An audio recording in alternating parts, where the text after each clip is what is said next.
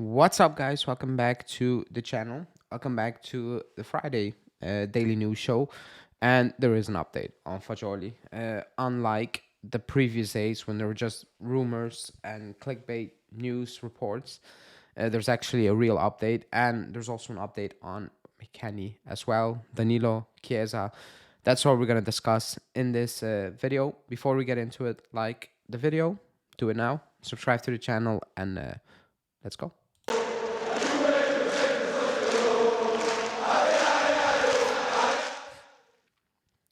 Okay, so the club finally.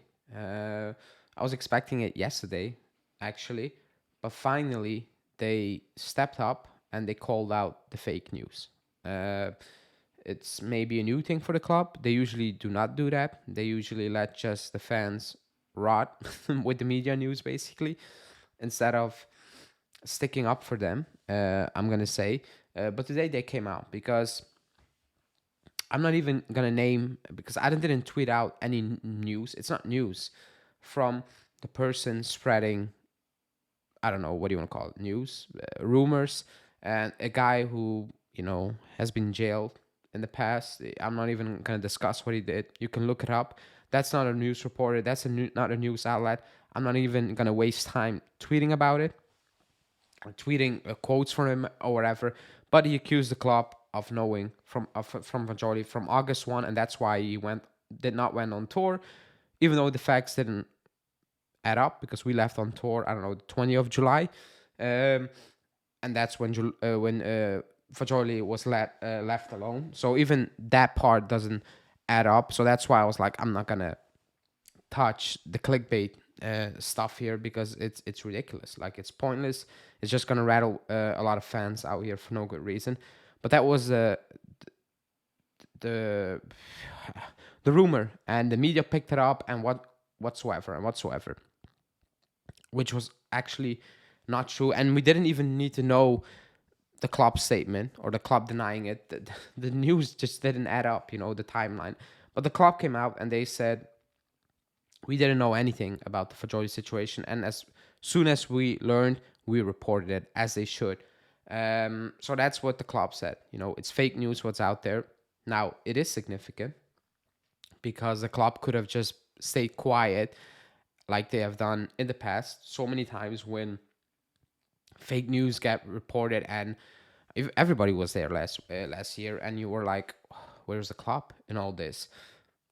Extremely quiet. Now, excuse me, they came out, they called it out. I don't think it's a good thing for Fagioli as well. The little small reports are that the club is backing him and whatever. They're close to him, which is fair. They should. But it's not looking good for Fagioli at this moment in time. And I'm talking about Fagioli. I'm not talking about Zaniolo and Tonali because they have nothing to do with us. People are like, oh, why are they focusing on this and that? Like, we need to focus on Fagioli, and that's it. It's not really looking good for him at this moment in time. But I've said it. I got numb to it, and I'm like, I couldn't care. I don't care anymore. These players, if they want to be idiots, fine. But do that on your own time or at another club. It's as simple as that. Like, I'm done with it. If you wanted to treat Pogba harsh, which he should, and what he did as of now is worse, unless something comes out that Fagioli was gambling on his own games, then yes, like, it's mad, But I'm at a point where, like, just get out, like, leave. Like, if you are not taking this opportunity serious, then go be unserious somewhere else. I don't care if you love the club and you grew up supporting the club. That buys me or the club nothing when you're doing these things off the field. It's crazy. But that's basically the update. It's a big one because the club said enough. Like, we reported it when we learned about it, and that's it. And now it's up to the investigations, Fagioli, and whatever to, I don't know, get a plea deal or plea bar. Like, I don't know, get the punishment. We have no idea. It's all guessing. It's all 3 years this. And then today, the same reports were like, but it could be a couple of months, because of the reduction, because of this, and this. So it's all clickbait. It's just wait and see at this moment in time. And we will see. Not sure when, but we will see very soon, what the real issue an outcome will be from all this entire saga, basically. Um, that's that. The bad news is it's bad news. Danilo is coming back from international duty because he has some muscle problem. Yeah, like international break, it is what it is, I guess. So Danilo's back. I think it's very unlikely that he will be fit for Milan. But I immediately said Rugani should just fill in, and I don't think the drop off should be that insane. Like defensively, I don't think Danilo is better than Rugani.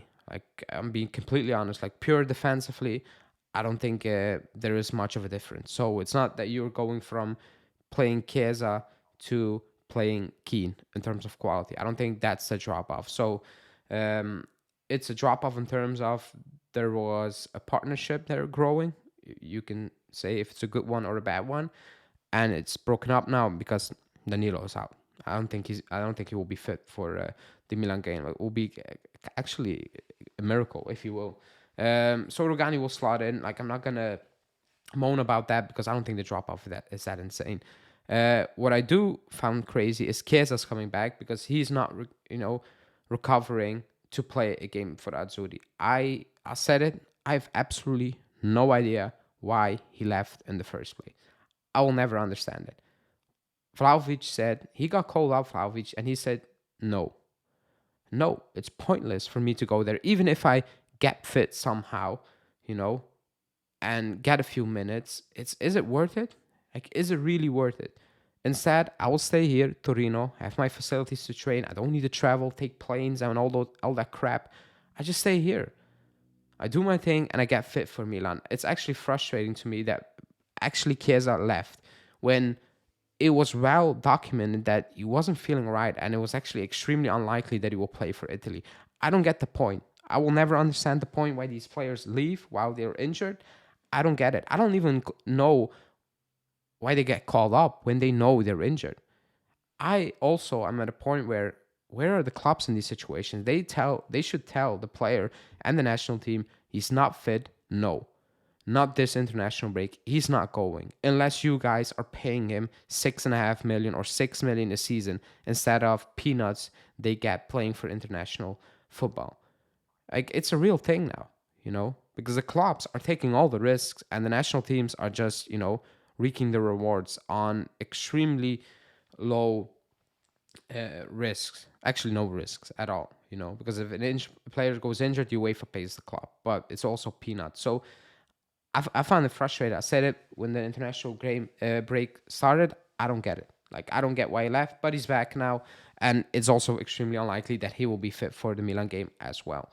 But that we will cover in the following week.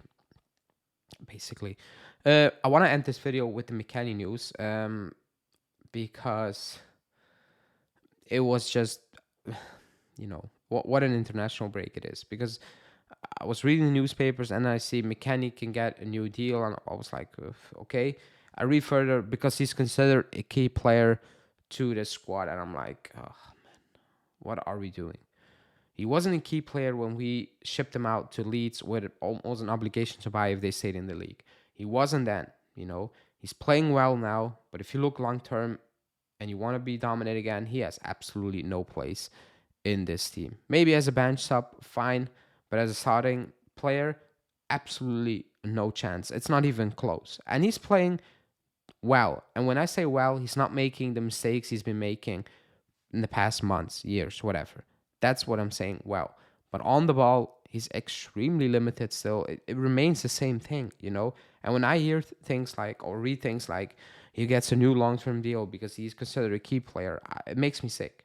Because if these are the key players, then the issues are extremely big, And I'm not even trying to disrespect him because it is what it is. Like he's that type of player, and everybody just needs to accept it. There's no need to go above that and say, oh, but he's playing well now, he deserves that, And man, if you want to be that team again, absolutely no chance, absolutely no chance, because he's playing out of position with the games he played well, and even then, you can see what is missing for him and for the team in that position. So that cannot be a solution. And in midfield, you want better. We need better. So let's see how that will develop. But I like the things happening at the club. Rugani gone, new deal. De Chilio gone, new deal. Mckennie gone, new deal. It's just madness. It's crazy, and it's not that they come back and they are lighting up uh, um, with their performances. You know, it's not that, because when I say good Mckennie, I'm not coming on and say, "Oh my God, what a player!" Like, I'm not doing that, because come on, you know, I know the bar is low, but let's also not do that, because that's making a mistake we already have made in the past, in my opinion. But I'm gonna wrap it up. I see that I didn't connect my mic properly again. Excuse me. Subscribe tomorrow. Julian's video on the stats wise, like how we stack up based on stats compared to everybody else this far in the league. So stay tuned for that, and I will be back on Sunday. So yeah, thanks for watching. See ya. Ciao.